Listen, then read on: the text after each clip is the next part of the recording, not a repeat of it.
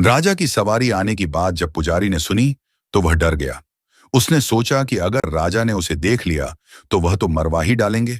आनन फानन में पुजारी ने माला उतारकर वापस कन्हैया जी को पहना दी। जैसे ही राजा अंदर आया तो हमेशा की ही तरह पुजारी ने माला कान्हा जी के गले से उतारकर राजा को पहना दी। लेकिन माला पर लगा सफेद बाल देखकर राजा समझ गए कि पुजारी ने यह माला स्वयं ही पहनी थी। बस फिर क्या था, राजा क्रोधित हो उठे और उन्होंने गुस्से में पुजारी से पूछा कि माला पर सफेद बाल कहां से आया। तब राजा की बात सुनकर पुजारी डर गया और बोल पड़ा, ये तो कन्हैया जी का है। अब तो राजा और भी क्रोधित हो गए, क्योंकि कान्हा तो भगवान हैं और उनके बाल सफेद कैसे हो सकते हैं।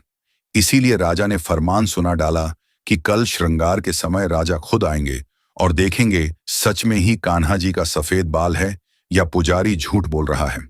उन्होंने कहा कि अगर पुजारी ने झूठ बोला होगा तो उसे फांसी दे दी जाएगी। राजा का फरमान सुनकर पुजारी का बुरा हाल हो गया। उसने सोचा, अब क्या करें, कहां जाए, अब तो उसका मरना तय है।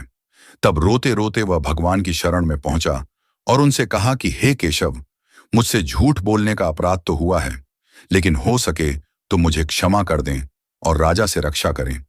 उसने भगवान से रक्षा की गुहार तो लगा दी, लेकिन अगले ही पल मंदिर में कुछ ऐसा घटा जिससे राजा तक दंग रह गया। आगे की कहानी अगले भाग में।